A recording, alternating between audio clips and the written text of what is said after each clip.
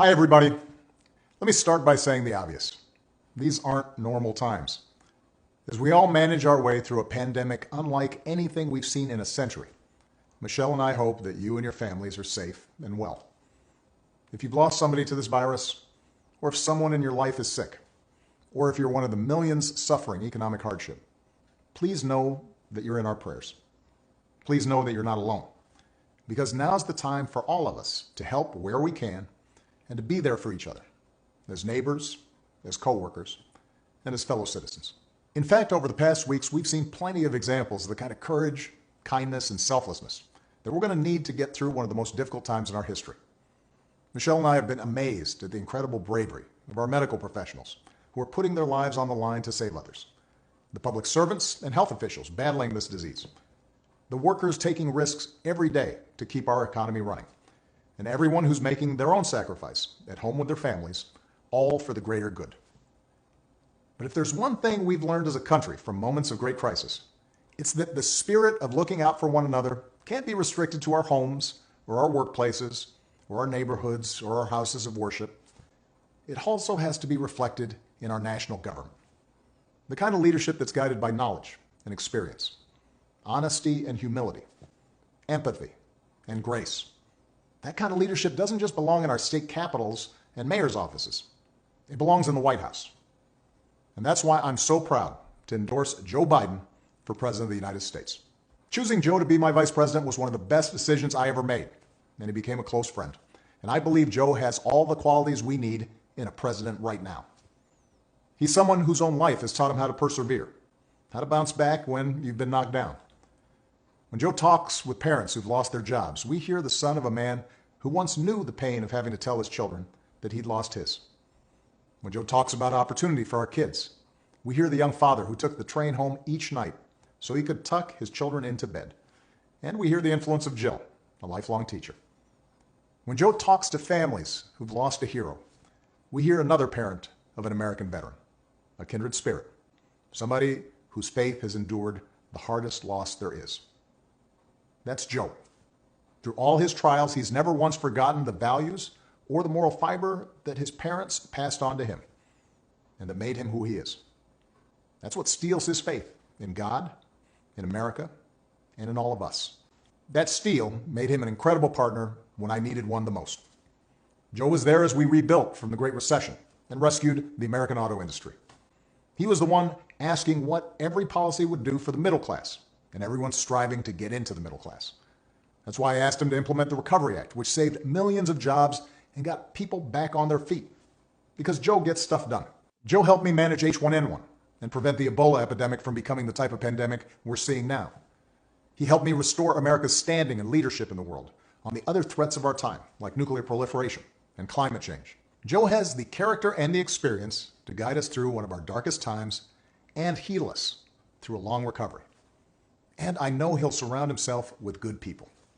Experts, scientists, military officials who actually know how to run the government and care about doing a good job running the government and know how to work with our allies and who will always put the American people's interests above their own. Now, Joe will be a better candidate for having run the gauntlet of primaries and caucuses alongside one of the most impressive Democratic fields ever.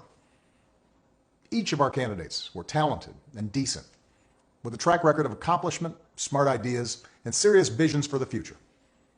And that's certainly true of the candidate who made it farther than any other, Bernie Sanders. Bernie's an American original, a man who has devoted his life to giving voice to working people's hopes, dreams, and frustrations. He and I haven't always agreed on everything, but we've always shared a conviction that we have to make America a fairer, more just, more equitable society. We both know that nothing is more powerful than millions of voices calling for change. And the ideas he's championed, the energy and enthusiasm he inspired, especially in young people, will be critical in moving America in a direction of progress and hope. Because for the second time in 12 years, we'll have the incredible task of rebuilding our economy. And to meet the moment, the Democratic Party will have to be bold. You know, I could not be prouder of the incredible progress that we made together during my presidency. But if I were running today, I wouldn't run the same race or have the same platform as I did in 2008. The world is different.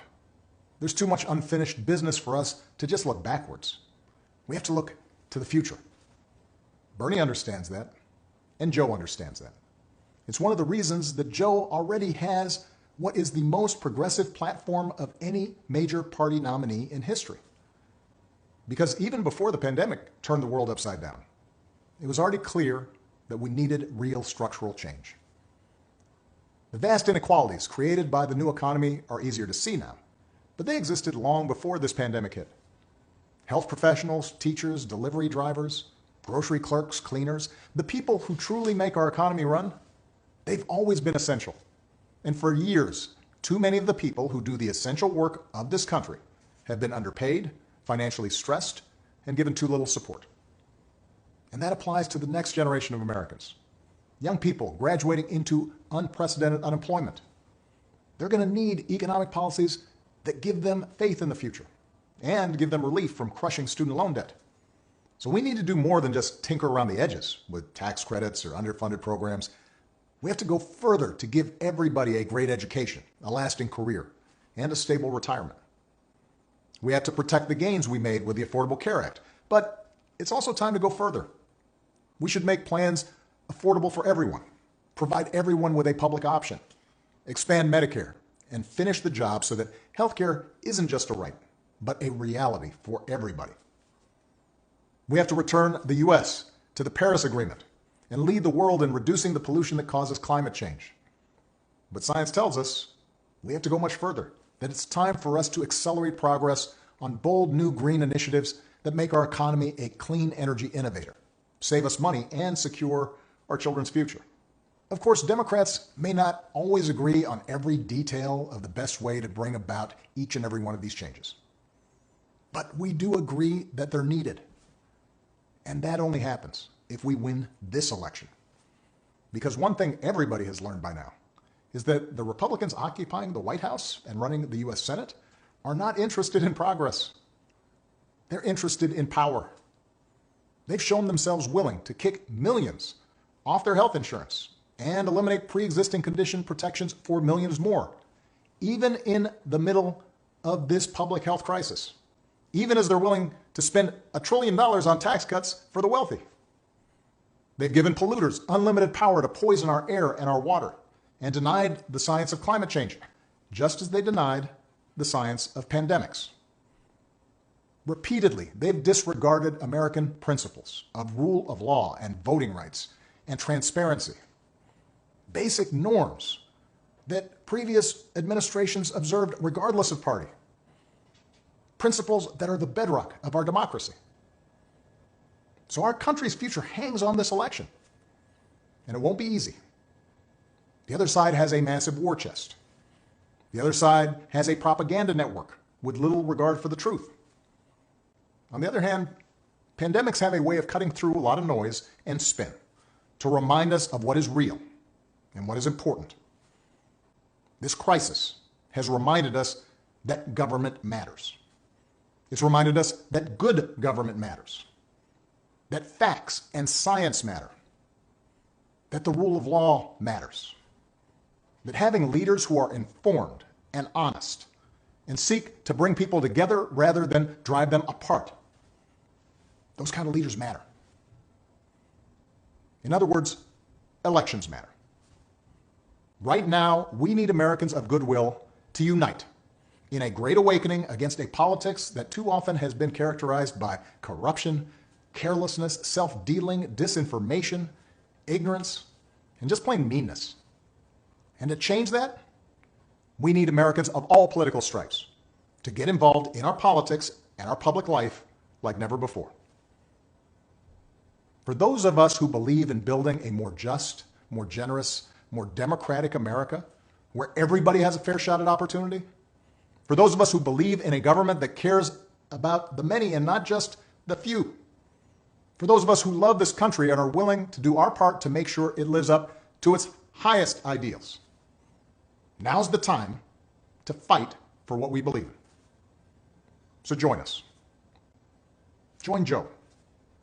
Go to joebiden.com right now. Make a plan for how you are going to get involved. Keep taking care of yourself and your families and each other.